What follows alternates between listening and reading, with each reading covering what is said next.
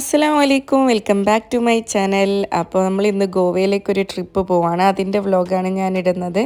അപ്പം ഗോവയിലേക്ക് പോകുന്ന വ്ളോഗും അവിടുത്തെ കാഴ്ചകളും പിന്നെ എക്സ്പെൻസസും ഒക്കെ ഞാൻ ഇതിൽ ഇൻക്ലൂഡ് ചെയ്യുന്നുണ്ട്. അപ്പോൾ നമ്മൾ ഏർലി മോർണിംഗ് തന്നെ ഗോവയിൽ എത്തിയിട്ടുണ്ടായിരുന്നു. തിവിം റെയിൽവേ സ്റ്റേഷനിലാണ് എത്തിയത്.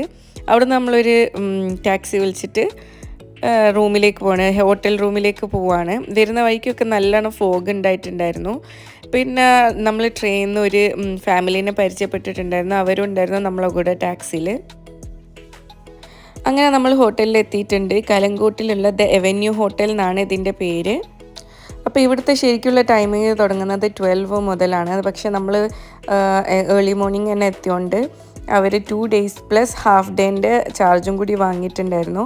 അങ്ങനെ ടോട്ടൽ നമുക്ക് 2.5 ഡേക്കായിട്ട് 10,000 അടുത്ത് ഇവിടുത്തെ റെൻറ്റ് വന്നിട്ടുണ്ട്. അപ്പോൾ നമ്മളെ നാട്ടിലൊക്കെ വെച്ച് നോക്കുമ്പോൾ അത് കുറച്ച് എക്സ്പെൻസീവ് ആണെന്ന് തോന്നി. ഡീസൻ്റ് ആയിട്ടുള്ള നോർമലായിട്ടുള്ള റൂമാണ്. നമ്മൾ നാട്ടിൽ ഈ 4,000 വേണമെങ്കിൽ റിസോർട്ടിലൊക്കെ പോയിട്ട് നിൽക്കാൻ വേണ്ടിയിട്ട് പറ്റും. അപ്പോൾ ഇവിടെ അത് വെച്ച് നോക്കുമ്പോൾ കുറച്ച് എക്സ്പെൻസീവ് ആണെന്ന് തോന്നി. അപ്പോൾ അത് കഴിഞ്ഞിട്ട് നമ്മളൊരു കാർ റെൻറ്റിന് എടുത്തിട്ടുണ്ടായിരുന്നു. ഇവിടെ വന്നാൽ ഒന്നെങ്കിൽ കാർ അല്ലെങ്കിൽ സ്കൂട്ടർ എന്തെങ്കിലും റെൻറ്റിന് എടുക്കണം. എന്നാലല്ലോ നമുക്ക് ഒരുവിധം എല്ലായിടത്തും ഇങ്ങനെ പോയി വരാനൊക്കെ സൗകര്യം ഉണ്ടാവുള്ളൂ. അപ്പോൾ കാറിനെന്ന് പറഞ്ഞാൽ പെർ ഡേ 1,200 ആണ് ആയത്. അപ്പോൾ ഫസ്റ്റ് തന്നെ നമ്മൾ പോയത് ചെപ്പോറ ഫോർട്ടിലേക്കാണ്. ചെപ്പോറ ഫോർട്ട് എന്ന് പറഞ്ഞാൽ ടൗണായ മപ്പൂസയിൽ നിന്ന് 10 കിലോമീറ്റർ വിട്ടിട്ടാണുള്ളത്.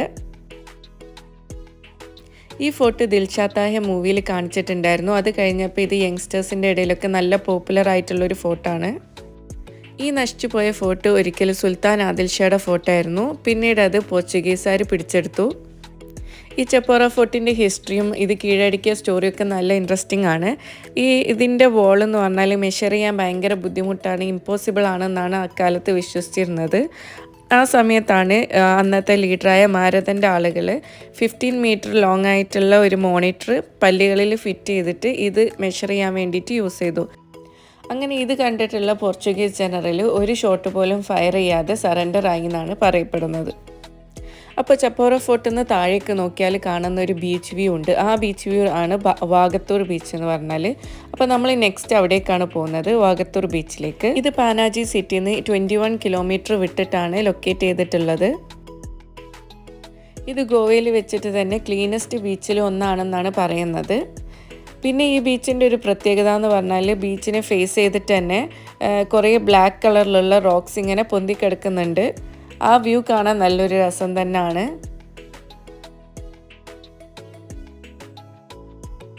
അങ്ങനെ വാഗത്തൂർ ബീച്ചിലൊക്കെ കറങ്ങി കഴിഞ്ഞപ്പോഴത്തേക്ക് ഒരു 3 o'clock ഒക്കെ ആയിട്ടുണ്ടായിരുന്നു. അങ്ങനെ നമ്മൾ ലഞ്ച് കഴിക്കാൻ വേണ്ടി പോകാമെന്ന് വിചാരിച്ചു. ഗോവയിൽ വന്നാൽ ഫിഷ് താലി കഴിക്കണം എന്നാണ് എല്ലാവരും പറയല്. അങ്ങനെ നമ്മൾ ഫസ്റ്റ് തന്നെ ഫിഷ് താലി കഴിക്കാൻ വേണ്ടിയിട്ട് പോയി. ഫാറ്റ് ഫിഷ് എന്ന് പറഞ്ഞ റെസ്റ്റോറൻറ്റിലാണ് പോയത്. ഇത് ഷെഫുക്കാരൻ്റെ ഫ്രണ്ട് പോയിട്ട് നല്ല അടിപൊളി റെസ്റ്റോറൻറ്റാന്ന് പറഞ്ഞിട്ടാണ് നമ്മൾ പോയത്. അവിടുത്തെ മെനു കാർഡ് കണ്ടപ്പോഴാണ് നമ്മൾ ഷോക്ക് ആയത്. എല്ലാ ഐറ്റംസിനും 400, 500 ആ റേറ്റ് ഉണ്ട്. ഡ്രിങ്ക്സിനൊക്കെ 300, ബാക്കി എല്ലാ സംഭവങ്ങൾക്കും 400, 500 ആ റേറ്റിലാണുള്ളത്. ഫിഷ് താലിക്ക് 520 ആണ് ഒരു ഫിഷ് താലിക്കുള്ള റേറ്റ് എന്ന് പറഞ്ഞാൽ. പക്ഷേ സംഭവം അടിപൊളിയായിരുന്നു. ഫുള്ള് ഫിഷ് ഐറ്റംസ് ആയിരുന്നു ഉണ്ടായത്. നല്ല അടിപൊളി ഹെവി ആയിട്ടുള്ളൊരു ഐറ്റം തന്നെയാണ് ഉണ്ടായത്. അങ്ങനെ അവിടുന്ന് ഒരു അടിപൊളി ഫിഷ് താലിയൊക്കെ കഴിച്ച് നമ്മൾ നേരെ വിട്ടത് അഗോഡ ഫോർട്ടിലേക്കാണ്. അഗോഡ ഫോർട്ട് എന്ന് പറഞ്ഞാൽ ഒരു 17th century പോർച്ചുഗീസ് ഫോർട്ടാണ്. ഇതിൻ്റെ കൂടെ തന്നെ ഒരു ലൈറ്റ് ഹൗസും ഉണ്ട്.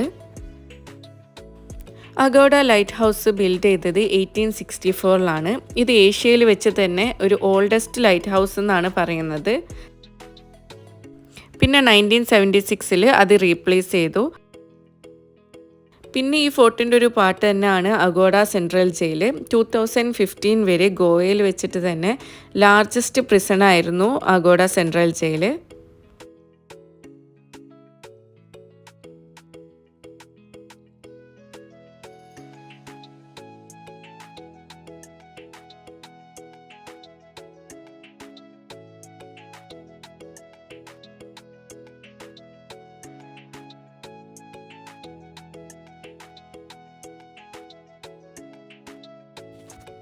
അങ്ങനെ അഗോഡ ഫോർട്ടിൽ നിന്ന് കുറച്ച് നേരം കറങ്ങിയിട്ട് നമ്മൾ നേരെ തിരിച്ച് റൂമിലേക്ക് തന്നെ പോയി കുറച്ച് നേരം റെസ്റ്റൊക്കെ എടുത്തു, ഫ്രഷായി. എന്നിട്ട് ഒരു ഈവനിങ് ആയപ്പോൾ നമ്മൾ കലങ്കോട്ട് മാർക്കറ്റിലേക്ക് ഇറങ്ങി. കലങ്കോട്ട് മാർക്കറ്റ് നമ്മൾ താമസിക്കുന്നതിൻ്റെ തൊട്ടടുത്ത് തന്നെയാണ്. ഇവിടെ ഒരുവിധം എല്ലാ ഐറ്റംസും കിട്ടും. Summer clothes, beach wear, jewellery, leather products, അങ്ങനെ എല്ലാം കിട്ടും. അതിൻ്റെ തൊട്ടടുത്ത് തന്നെ ആയിട്ടാണ് കലങ്കോട്ട് ബീച്ചും വരുന്നത്. ഇത് ഗോവയിൽ വെച്ചിട്ട് തന്നെ ഒരു പോപ്പുലർ ആയിട്ടുള്ള ബീച്ചാണ് കലങ്കോട്ട് ബീച്ച്. ഒരു ബിസിയസ്റ്റ് ബീച്ചും കൂടിയാണ് നോർത്ത് ഗോവയിൽ. ഇവിടെ റെസ്റ്റോറൻറ്റ്സ്, ഷാക്സ്, ക്ലബ്സ്, അങ്ങനെ ഒരുവിധം എല്ലാം ആയിട്ട് നൈറ്റ് പാർട്ടി മൂഡാണ് അവിടെ മൊത്തം. പിന്നെ ഇവിടെ വാട്ടർ സ്പോർട്സും ഉണ്ട്. Parasailing, water surfing, banana ride, jet skiing, അങ്ങനെ വാട്ടർ സ്പോർട്സും ഇവിടെ അവൈലബിൾ ആണ്. ഇവിടുത്തെ നൈറ്റ് ലൈഫ് എന്ന് പറഞ്ഞാൽ പാർട്ടീസും ലൈവ് മ്യൂസിക്കൊക്കെ ആയിട്ട് നൈറ്റ് ലൈഫ് ഇഷ്ടപ്പെടുന്ന ഒരാൾക്ക് ബെസ്റ്റ് ആയിരിക്കും. അപ്പോൾ നമ്മൾ അതൊക്കെ കഴിഞ്ഞിട്ട് ഫുഡ് കഴിക്കാൻ വേണ്ടിയിട്ട് പോയി. അതിൻ്റെ തൊട്ടടുത്ത് തന്നെയാണ് ഫുഡ് കഴിക്കാൻ വേണ്ടിയിട്ട് പോയത്. ഇവിടെ എല്ലാ റെസ്റ്റോറൻറ്റ്സിലും ഫുഡിനൊക്കെ നല്ല റേറ്റ് തന്നെയാണ് ഉണ്ടായത്. അപ്പോൾ നെക്സ്റ്റ് ഡേ മോർണിംഗ് ആണ്. ഇത് നമ്മളെ ഹോട്ടലിൻ്റെ തന്നെ കോംപ്ലിമെൻ്ററി ബ്രേക്ക്ഫാസ്റ്റ് മെനു ആണ്.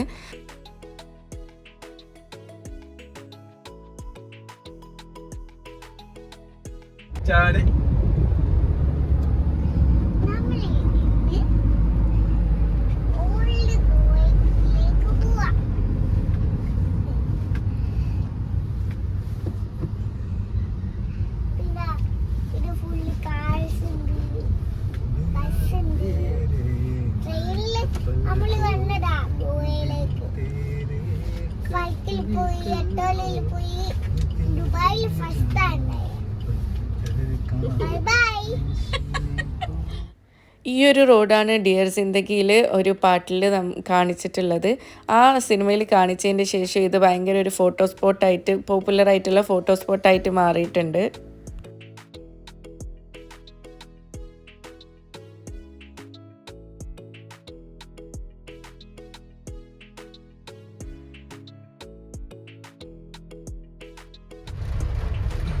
മഴ പെയ്യുന്നു.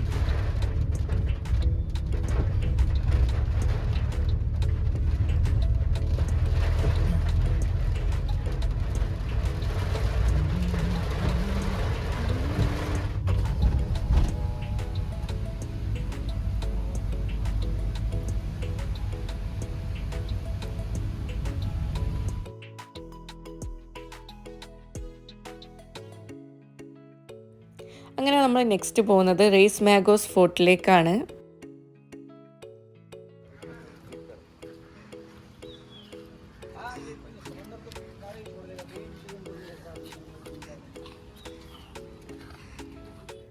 റെയ്സ് മാഗോസ് എന്ന് പറഞ്ഞാൽ ബൈബിളിൽ 3 വൈസ് മെന്നിൻ്റെ പോർച്ചുഗീസ് നെയിമാണ്.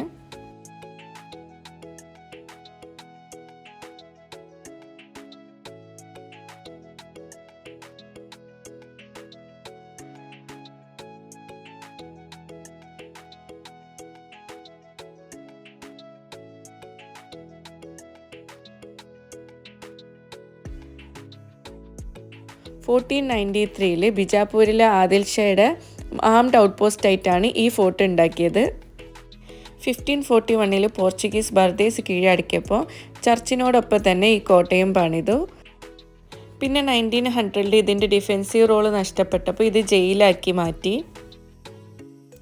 ഇതിൻ്റെയൊക്കെ ഹിസ്റ്ററി പറയാൻ നിന്നാൽ കുറേ ഉണ്ട്. കുറേ ഹിസ്റ്ററികളും കാര്യങ്ങളും ഒക്കെ ഇതിൻ്റെ പിന്നിലുണ്ട്. അപ്പോൾ ഈ വീഡിയോയിലൊന്നും ഹിസ്റ്ററി പറയാൻ നിന്നാൽ ഇത് തീരൂല. അതുകൊണ്ട് ഞാൻ മെയിനായിട്ടുള്ള കുറച്ച് കാര്യങ്ങൾ മാത്രം എടുത്തിട്ട് പറയുകയാണ്. ബാക്കിയൊന്നും പറയുന്നില്ല. കുറേ ഹിസ്റ്ററിയൊക്കെ പറഞ്ഞ് ബോറടിപ്പിക്കാൻ നിൽക്കുന്നില്ല.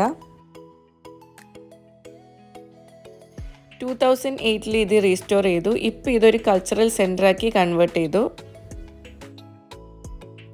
ഗോവയിൽ വന്നപ്പോൾ ഞാൻ കണ്ടൊരു പ്രത്യേകത എന്ന് പറഞ്ഞാൽ ഏത് സൈഡിൽ നിന്ന് നോക്കിയാലും ഏതെങ്കിലും ഒരു ബീച്ച് കാണാണ്ടിരിക്കില്ല. എവിടെ പോയാലും ഒരു ബീച്ച് ഉണ്ടാവും. അപ്പോൾ നമ്മൾ ഏത് സൈഡിൽ നിന്ന് നോക്കിയാലും ഏതെങ്കിലും ഒരു ബീച്ചിൻ്റെ ഭാഗമെങ്കിലും കാണാൻ വേണ്ടിയിട്ട് പറ്റി ഇവിടുന്ന്. ഇവിടുത്തെ ഹിസ്റ്ററിയും കാര്യങ്ങളൊക്കെ ഇവിടെ തന്നെ ഒരു പല പല റൂമുകളിലായിട്ട് അവർ ഡിസ്പ്ലേ ചെയ്ത് വെച്ചിട്ടുണ്ട്. പിക്ചറും റൈറ്റിങ്സും ഒക്കെ ആയിട്ട് കുറേ ഇങ്ങനെ ഡിസ്പ്ലേ ചെയ്ത് വെച്ചിട്ടുണ്ട്. അപ്പോൾ ഇവിടുന്ന് നമുക്കിങ്ങനെ ഇവിടുത്തെ ഹിസ്റ്ററിയൊക്കെ വായിച്ച് പഠിച്ചിട്ട് ഇങ്ങനെ നടക്കാം. ഓരോ സ്ഥലം കാണുമ്പം ഇത് ആ സ്ഥലമായിരുന്നു എന്നൊക്കെ വായിച്ചിട്ട് കുറച്ചിങ്ങനെ നടക്കാനൊക്കെ നല്ല രസം തന്നെയാണ്. പിന്നെ ഇത് റീസ്റ്റോർ ചെയ്യുന്നതിൻ്റെ മുന്നേ ഉള്ള കുറേ പിക്ചേഴ്സ് ഉണ്ട്. അങ്ങനെ ഓരോ സൈഡുകളും പണ്ട് എങ്ങനെയായിരുന്നു ഇപ്പം എങ്ങനെയായിരുന്നു എന്നൊക്കെ കാണിക്കുന്ന കുറേ പിക്ചേഴ്സും കാര്യങ്ങളൊക്കെ ഇവിടെ ഉണ്ട്.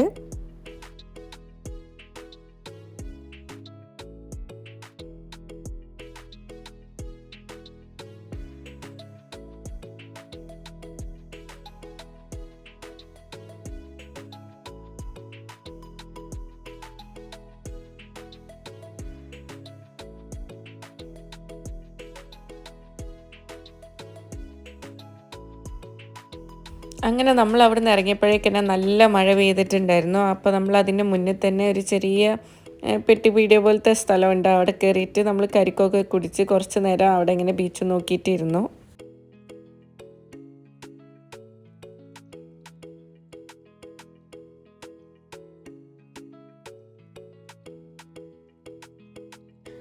അപ്പോൾ അത് കഴിഞ്ഞിട്ട് നമ്മൾ നേരെ പോയത് പഞ്ചിം സിറ്റിയിലേക്കാണ്.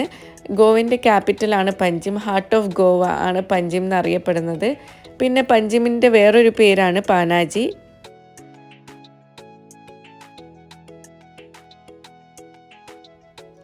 ഇവിടുത്തെ ശരിക്കുള്ള ഭംഗി എന്ന് പറഞ്ഞാൽ ഈ കളർഫുൾ ആയിട്ടുള്ള സ്ട്രീറ്റാണ്. ഇത് പണ്ടത്തെ പോർച്ചുഗീസ് ഇൻഫ്ലുവൻസ് നമ്മൾ ഓർമ്മപ്പെടുത്തും ഈ കളർഫുൾ സ്ട്രീറ്റ്സ് ഒക്കെ കാണുമ്പോൾ. പിന്നെ ഇവിടെ കുറേ കളർഫുൾ ആയിട്ടുള്ള വില്ലാസും ഉണ്ട്. പഞ്ചിം സിറ്റിയിൽ വന്നാൽ കാണാൻ വേണ്ടിയിട്ടുള്ള കുറച്ച് സ്ഥലങ്ങളിൽ ഒന്നാണ് our lady of the immaculate conception church. അതാണ് ഈ കാണുന്ന ചർച്ച്. ഈ സിറ്റിയിലുള്ള ഒരു മെയിൻ ഹൈലൈറ്റ് ആണ് ഈ ചർച്ച് എന്ന് പറഞ്ഞാൽ.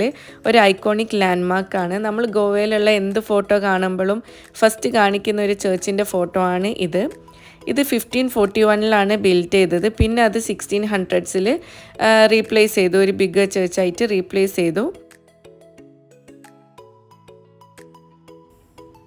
പിന്നെ ഇതൊരു ഹിന്ദു ടെമ്പിളാണ്, മരുതി ടെമ്പിൾ എന്നാണ് ഇതിൻ്റെ പേര്. ഇതൊരു ഹില്ലിൻ്റെ മുകളിലാണ് ഉള്ളത്. ദൂരെ നിന്ന് തന്നെ നോക്കിയാൽ നമുക്കിത് കാണാൻ വേണ്ടിയിട്ട് പറ്റും. നെക്സ്റ്റ് ആയിട്ട് നമ്മൾ പോയത് ബസിലിക്ക ഓഫ് ബോം ജീസസ് ചർച്ചിലേക്കാണ്. അപ്പോൾ ഈ ചർച്ച് ഉള്ളത് പോർച്ചുഗീസ് ഇന്ത്യയിലെ പഴയ ക്യാപിറ്റലായ ഓൾഡ് ഗോവയിലാണ്. ഗോവയിലുള്ള ഒരു കാത്തലിക് ചർച്ചാണിത്. യുനെസ്കോ വേൾഡ് ഹെറിറ്റേജ് സൈറ്റായിട്ട് ആക്സെപ്റ്റ് ചെയ്ത ഒരു സ്ഥലമാണ് ഈ ചർച്ച്.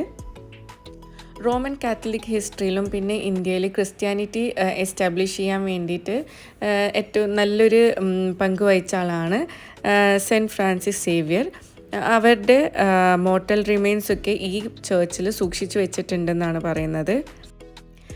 ഈ ചർച്ചിൽ കയറുമ്പോൾ തന്നെ നല്ല ബ്യൂട്ടിഫുൾ ആയിട്ടുള്ള വുഡ് വർക്ക്സും കാവിങ്സും ഒക്കെ നമുക്ക് കാണാൻ വേണ്ടിയിട്ട് പറ്റും. പോർച്ചുഗീസ് ഒറിജിനിൽപ്പെട്ട 7 വണ്ടേഴ്സിൽ ഒരു ചർച്ചാണ് ഇതെന്ന് പറഞ്ഞാൽ. സൊസൈറ്റി ഓഫ് ജീസസിൻ്റെ ഫൗണ്ടർ ആയിട്ടുള്ള സെൻറ്റ് ഇഗ്നീഷ്യസ് ഓഫ് ലോയലിൻ്റെ ഒരു സ്റ്റാച്യൂവും ഇവിടെ ഉണ്ട്. വലിയൊരു സ്റ്റാച്യൂ ഇവിടെ ഉണ്ട്. ഇത് 400 year ഓൾഡ് ആയിട്ടുള്ള ഒരു ചർച്ചാണ്. ഈ ചർച്ചിൻ്റെ ഓപ്പോസിറ്റ് ആയിട്ട് തന്നെ വരുന്ന വേറൊരു ചർച്ചാണിത്. ദിസ് എ കാത്തഡ്രൽ ചർച്ചാണ്. ഇതും ഒരു ഫേമസ് ആയ ചർച്ച് തന്നെയാണ്. അത് കഴിഞ്ഞിട്ട് നമ്മൾ ചർച്ച് ഓഫ് സെൻറ്റ് അഗസ്റ്റിനിലേക്കാണ് പോയത്. ഇതൊരു പൊളിഞ്ഞു പോയ പഴയ ഒരു ചർച്ചാണ്, ചർച്ച് കോംപ്ലക്സ് ആണ്. ഇതും ഓൾഡ് ഗോവയിൽ തന്നെയാണ് കേട്ടോ ലൊക്കേറ്റ് ചെയ്തിട്ടുള്ളത്. 1602 ഈ ചർച്ച് കംപ്ലീറ്റ് ചെയ്തിട്ടുണ്ടായിരുന്നു. ഐബീരിയൻ വേൾഡിൽ 3 ഗ്രേറ്റ് അഗസ്റ്റിയൻ ചർച്ചിൽ വെച്ചിട്ട് ഒന്നാണ് ഈ ചർച്ച്. 1835 പോർച്ചുഗീസ് ഗവൺമെൻറ് ഈ പുതിയ റിലീജിയസ് ഓർഡേഴ്സൊക്കെ ഒഴിപ്പിക്കാൻ തുടങ്ങിയപ്പോൾ ഈ ചർച്ച് ഉപേക്ഷിക്കപ്പെട്ടു. അങ്ങനെ 1842 ഈ ചർച്ചിൻ്റെ വോൾട്ട് കൊലാപ്സായി. പിന്നീട് അതിൻ്റെ ബോഡി പാർട്സും കൊലാപ്സായി. 1871 ആയപ്പോഴത്തേക്ക് ഇവിടുത്തെ ബില്ല് our lady of the immaculate conception ചർച്ചിലേക്ക് മൂവ് ചെയ്തു. ഇപ്പോൾ ആ ചർച്ചിൽ തന്നെയാണ് അതുള്ളത്. അത് കഴിഞ്ഞിട്ട് നമ്മൾ നേരെ തന്നെ ലഞ്ച് കഴിക്കാൻ വേണ്ടിയിട്ട് പോയി. അറ്റ്ലം ഗോയ് എന്ന് പറഞ്ഞ റെസ്റ്റോറൻറ്റിലേക്കാണ് പോയത്. നമ്മൾ ഫുഡ് കഴിക്കാൻ വേണ്ടിയിട്ട് ഇവിടെ പോയതൊക്കെ ഗൂഗിളിൽ നോക്കിയിട്ട് റേറ്റിങ്സും കാര്യങ്ങളൊക്കെ നോക്കിയിട്ടാണ് പോയത്. അങ്ങനെ എല്ലാ റെസ്റ്റോറൻറ്റിലും ഒന്നും ഇവിടെ കയറാൻ വേണ്ടിയിട്ട് തോന്നിയിട്ടില്ല. പല റെസ്റ്റോറൻറ്റും ഒഴിഞ്ഞ് എടുക്കുന്നുണ്ടായിരുന്നു, അപ്പോൾ നമുക്ക് കയറാൻ തോന്നിയിട്ടില്ല. അങ്ങനെ ഗൂഗിളിൽ റിവ്യൂസൊക്കെ നോക്കിയിട്ട് നല്ല റിവ്യൂസ് ഉള്ള റെസ്റ്റോറൻറ്റ്സിൽ മാത്രമാണ് പോയിട്ടുള്ളത്. പിന്നെ ഏത് റെസ്റ്റോറൻറ്റിൽ പോയാലും ഇവിടെ നല്ല റേറ്റ് ആണെന്നുള്ള കാര്യം മനസ്സിലായി. ഏത് ചെറിയ റെസ്റ്റോറൻറ്റിലായാലും ശരി, നമ്മൾ പോയതിലൊക്കെ നല്ല റേറ്റ് ഉണ്ടായിട്ടുണ്ടായിരുന്നു. അപ്പോൾ നെക്സ്റ്റ് നമ്മൾ പോകുന്നത് ഡോണാപോള ബീച്ചിലേക്കാണ്. ഇവിടെ എൻട്രി ഫീ ഉണ്ട്. അഡൽട്ടിന് 50ഉം ചിൽഡ്രൻ ആണെങ്കിൽ 25ഉം. പക്ഷേ ഗോവയിലുള്ള ആൾക്കാർക്കാണെങ്കിൽ ഇവിടെ ഫ്രീ ആണ്. പുറത്തുനിന്നുള്ള ആൾക്കാർക്കാണ് ഇവിടെ എൻട്രി ഫീ ഉള്ളത്. ഇവിടെ കുറേ ഹോട്ടൽസും റിസോർട്ട്സും കാര്യങ്ങളൊക്കെ ഉണ്ട്. ഓഷ്യൻ ഫേസ് ചെയ്തിട്ടുള്ള ഹിൽ ടോപ്പാണ് ഇവിടുത്തെ ഒരു പ്രത്യേകത എന്ന് പറഞ്ഞാൽ. ഈ ബീച്ചിന് നെയിം കിട്ടിയത് 2 ലവേഴ്സ് എന്നാണ്. ഒരു സാഡ് ലവ് സ്റ്റോറിയിലുള്ള 2 ലവേഴ്സ് എന്നാണ് കിട്ടിയത്. അതാണ് ഡോണ പോള എന്ന് പറഞ്ഞാൽ. ഇവരുടെ ഒരു സ്റ്റാച്യു നമുക്ക് ഇവിടെ കാണാൻ വേണ്ടിയിട്ട് പറ്റും. ഇവിടെയും വാട്ടർ ആക്ടിവിറ്റീസ് ഒക്കെ അവൈലബിൾ ആണ്. കൈക്കിങ്, പാരാസൈലിങ്, അങ്ങനെ പല വാട്ടർ ആക്ടിവിറ്റീസും ഉണ്ട്. പിന്നെ ഇവിടെ കുറേ ഫിലിംസും ഷൂട്ട് ചെയ്തിട്ടുണ്ട്. അതിൽ പെട്ട മൂവിയാണ് സിംഗം, പിന്നെ ഏക് ദൂജെ കെ ലിയെ. ഇവിടെ വന്നിട്ട് കുറേ നേരം ഇങ്ങനെ റിലാക്സ് ചെയ്തിട്ട് ഇരിക്കാൻ പറ്റിയൊരു സ്ഥലമാണ്.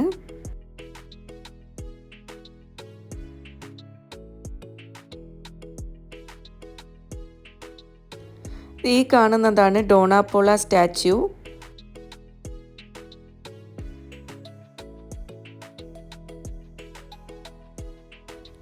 അപ്പോൾ ഇന്നത്തെ കറക്കങ്ങളും കാര്യങ്ങളൊക്കെ നിർത്തിയിട്ട് നമ്മൾ താമസിക്കുന്ന സ്ഥലത്തേക്ക് പോവാണ്, കലങ്കൂട്ട് ഏരിയയിലേക്ക്. ഇത് ഓൾഡ് ഗോവയിലാണ് ഉണ്ടായത്. ഓൾഡ് ഗോവയിൽ നിന്ന് കലങ്കൂട്ടിലേക്ക് കുറച്ച് ഡിസ്റ്റൻസ് ഉണ്ട് കേട്ടോ, അവിടുന്ന് ട്രാവൽ ചെയ്യാൻ വേണ്ടിയിട്ട്. അപ്പോൾ നമ്മൾ നേരെ കലങ്കൂട്ടിലേക്ക് പോവുകയാണ്. അപ്പോൾ നമ്മൾ ഈ 2 ദിവസങ്ങളിലായിട്ട് നോർത്ത് ഗോവയിലും ഓൾഡ് ഗോവയിലും ഉള്ള കാര്യങ്ങളൊക്കെയാണ് കണ്ടിട്ടുള്ളത്. സൗത്ത് ഗോവയിലേക്ക് നമ്മൾ പോയിട്ടില്ല. നോർത്ത് ഗോവയിൽ നിന്ന് സൗത്ത് ഗോവയിലേക്ക് പോകാൻ 50 കിലോമീറ്റർ റോഡ് ഡിസ്റ്റൻസ് ഉണ്ടെന്നാണ് നമ്മൾ മാപ്പിൽ നോക്കിയപ്പോൾ കണ്ടത്. പിന്നെ ട്രാഫിക്കും കാര്യങ്ങളൊക്കെ ഉണ്ടെങ്കിൽ നല്ല ടൈം എടുക്കും എത്താൻ വേണ്ടിയിട്ട്. നോർത്ത് ഗോവയിൽ നിന്ന് ഓൾഡ് ഗോവയിലേക്ക് എത്താൻ വേണ്ടിയിട്ട് തന്നെ നമുക്ക് ഏകദേശം 1 അവറൊക്കെ എടുത്തിട്ടുണ്ടായിരുന്നു. 2 ഏരിയയും കൂടി കവർ ചെയ്യണമെങ്കിൽ 2 ദിവസം കൊണ്ടൊന്നും തീരൂല. സൗത്ത് ഗോവ കാണാൻ വേണ്ടിയിട്ട് വേറെ പ്രാവശ്യം വരാമെന്ന് വിചാരിക്കുന്നു. അപ്പോൾ നമ്മളതൊക്കെ കഴിഞ്ഞിട്ട് നേരെ ഫുഡ് കഴിക്കാൻ വേണ്ടിയിട്ട് പോവാണ്. ഇവിടെ ഫുഡ് കഴിക്കാൻ വേണ്ടിയിട്ട് പോകുന്നതാണ് ഏറ്റവും വലിയ ടാസ്ക് എന്ന് പറഞ്ഞാൽ. ചിലതൊക്കെ റിവ്യൂസ് നോക്കിയിട്ട് പോയാലും അവിടെ തീരെ ആൾക്കാരെ ഒന്നും കാണില്ല. അപ്പോൾ നമുക്ക് തീരെ അവിടെ നിന്ന് കഴിക്കാൻ വേണ്ടിയിട്ട് തോന്നില്ല. അങ്ങനെ 2-3 റെസ്റ്റോറൻറ്റ്സിൽ നമ്മൾ പോയി നോക്കി. ലാസ്റ്റ് അതൊന്നും പറ്റാഞ്ഞിട്ട് നമ്മൾ ഫസ്റ്റ് പോയിട്ടുള്ള ഫാറ്റ് ഫിഷിലേക്ക് തന്നെയാണ് പോയിട്ടുള്ളത്. ഇന്ന് ഗോവയിലുള്ള ലാസ്റ്റ് ഡേ ആണ്. അപ്പോൾ നമ്മൾ രാവിലെ നേരത്തെ തന്നെ എണീറ്റിട്ട് നമ്മൾ റൂമിൻ്റെ അടുത്ത് തന്നെയുള്ള കലങ്കൂട്ട് ബീച്ചിലേക്ക് പോയി.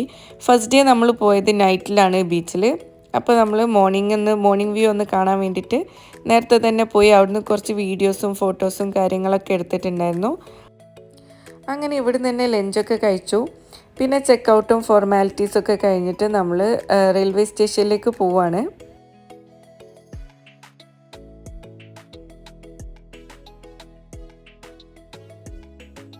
തിരിച്ചു പോകുന്ന സമയത്ത് നല്ല മഴ ആയിരുന്നു. അപ്പോൾ ട്രെയിനിലൊക്കെ ഫുള്ള് വെള്ളമായിട്ട് കൊളായ ഒരു അവസ്ഥയാണ് ഉണ്ടായത്. ഫുള്ള് വെള്ളം ലീക്കായി, അങ്ങനെ മൊത്തമായിട്ടൊരു കൊളായ ഒരു ഇതിലേനു ഉണ്ടായത്.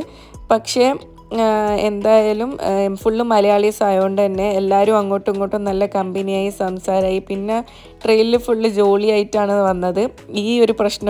ഈ പ്രശ്നം കൊണ്ടാണ് ശരിക്കും എല്ലാവരും കൂടെ അങ്ങോട്ടും ഇങ്ങോട്ടും സംസാരിക്കാനൊക്കെ തുടങ്ങി. നല്ലൊരു മൂഡായിരുന്നു, ജോളി മൂഡായിരുന്നു ട്രെയിനിൽ മൊത്തമായിട്ട്. അങ്ങനെ നമ്മൾ ഗോവ ട്രിപ്പൊക്കെ കഴിഞ്ഞ് നമ്മൾ നാട്ടിലെത്തിയിട്ടുണ്ട്.